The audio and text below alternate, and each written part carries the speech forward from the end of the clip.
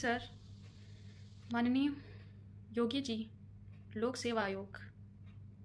Sir, अगर paper leak हुआ तो क्या इसमें अभ्यर्थियों की गलती थी? प्रिंटिंग प्रेस अगर सरकारी नहीं है तो आपको सरकारी प्रिंटिंग प्रेस की व्यवस्था करनी चाहिए थी।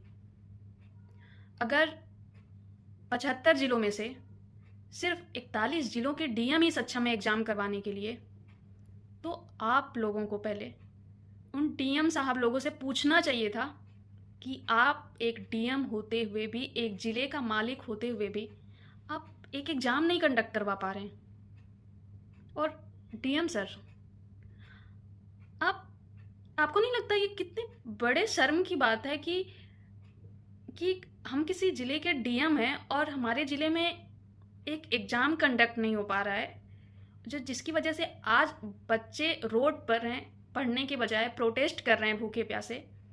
ये देखकर आपको थोड़ा भी ऐसे गिल्ट नहीं फील हो रहा है कि मैं इस जिले का डीएम हूँ और मेरे पास इतनी पावर है? शायद जिस पद के लिए हम बच्चे आज तैयारी कर रहे हैं, जो सोच कर कि जब हम उस पद पर होंगे तो हम ऐसी पोजीशन पर होंगे कि हम अपने देश की सेवा कर पाएंगे, कुछ अच्छा कर पाएंगे देश के लिए, एक अच्छा सिस्टम बना पाएंगे। और आप लोग भी तो यहीं से गए होंगे ना, मुखर्जी नगर और ORN, करोल बाग, इलाहाबाद, यहीं से तो आप लोग भी गए होंगे कभी। क्या सच में सिस्टम में जाने के बाद भूल जाती हैं सारी चीज़ें? भूल जाता है सारा संघर्ष? भूल जाता है कि हम विद्यार्थियों के पास ऑलरेडी कितने संघर्ष होते हैं, किस हालत में एक कॉलेज से निकलने के बाद जब हम ये तैयारी शुरू करते हैं तो एंड तक जाते जाते एक दोस्त भी नहीं बचता हमारे पास। घर से रुपए मांगने में भी शर्म आने लगती है कि कितना टफ डिसीजन लिया है मैंने। बट उसके बाद भी हम हार नहीं मानते हैं, लगे रहते हैं कि एक दिन जीत मिलेगी।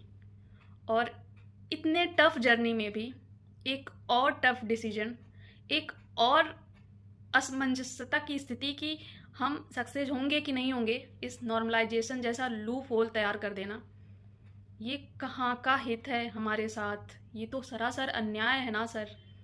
ये हम बच्चों को आपको समझाना पड़ रहा है। काश कि ये आप हमें समझा पाते हैं। प्लीज़ सर, बच्चों के सब्र का बांध टूट रहा है। योगी सर, आप जिन्हें छोटी सी चिंगारी समझ रहे हैं, वो देखते ही देखते प्रे करूँगी ये चिंगारी आगे ना भड़के, क्योंकि ये छात्र ऐसा नहीं है कि अचानक से टूट गए, अचानक से उन्हें बहुत गुस्सा आ गया। नहीं, हम तैयारी ही बहुत संघर्षों के साथ शुरू करते हैं। पेशेंस, हमारा धैर्य, हम टूटने नहीं देते हैं खुद को हजार मुश्किलों के बाद भी।